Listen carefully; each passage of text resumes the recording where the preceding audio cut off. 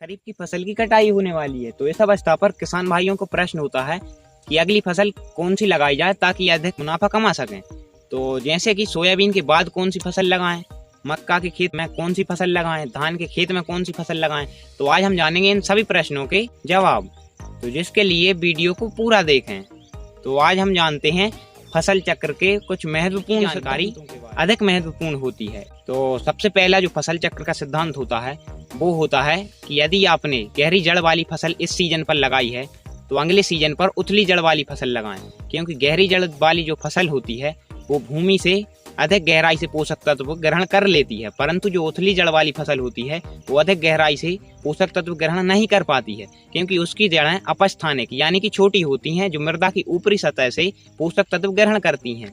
और दूसरा जो मुख्य सिद्धांत होता है वो होता है कि यदि अधिक खाद चाहने वाली फसल इस सीजन पर आपने लगाई है, जैसे कि धान हुई, तो उसके बाद कम खाद चाहने वाली फसल अगले सीजन पर लगाएं, क्योंकि अधिक खाद अगर देते हैं अपन धान में तो मृदा का पीएच भी कम होता है और मृदा के उर्वरकों की संतुलन में भी गड़बड़ी होती है। तो मृदा में उर्वरकों का संतुलन बनाए रखने के लिए अगली फसल कम खाद चाहने वाली लगाएं, क्योंकि जितना खाद हम धान की फसल में या अधिक खाद चाहने वाली फसल में देते हैं तो उसका पूर्ण उपयोग नहीं कर पाती है वह फसल। तो जितना जो पोषक तत्व बच जाता है शेष, उसका प्रयोग अगली फसल कर लेती है। तो अधिक खाद चाहने वाली फसल के बाद कम खाद चाहने वाली फसल लगाएं। और तीसरा जो फसल चक्र का सिद्धांत होता है वो होता है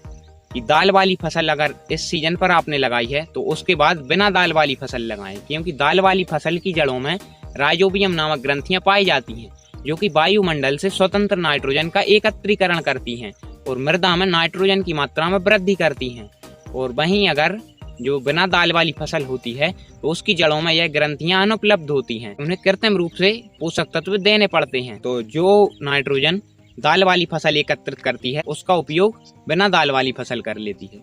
और जो चौथा सिद्धांत होता है कि अधिक पानी चाहने वाली फसल के बाद कम पानी चाहने वाली फसल लगाएं, क्योंकि पानी अगर आपके खेत में अधिक भरा रहेगा तो आपकी भूमि का पीएच है जो कम हो जाएगा, वहीं भूमि अम्लीय हो जाएगी, तो आपके उर्वरकों का संतुलन भी गड़बड़ होगा और आपकी फसल की वृद्धि भी कम हो सकेगी, जिससे आपकी फसलों में रोगों कीटों का प्रकोप अधिक हो सकता है। तो अधिक पानी चाहने वाली फसल के बाद कम पानी चाहने वाली फसल लगाएं। और जो पांचवा सिद्धांत होता है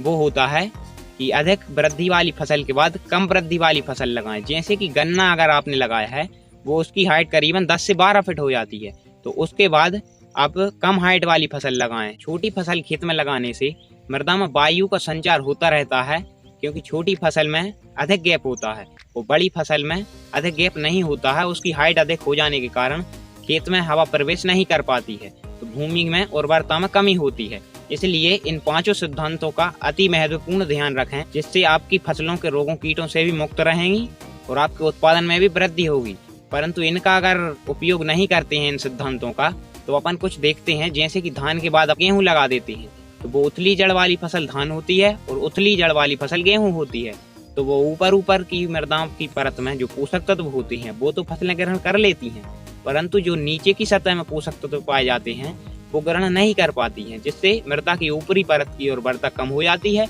और नीचे की परत में पोषक तत्व उपलब्ध रहते हैं, जिससे आपकी फसल को वह प्राप्त भी नहीं हो पाते हैं, जो कि व्यर्थ चले जाते हैं और आपका खर्च भी अधिक हो जाता है। तो इन सभी सिद्धांतों का उपयोग आप अपनाएं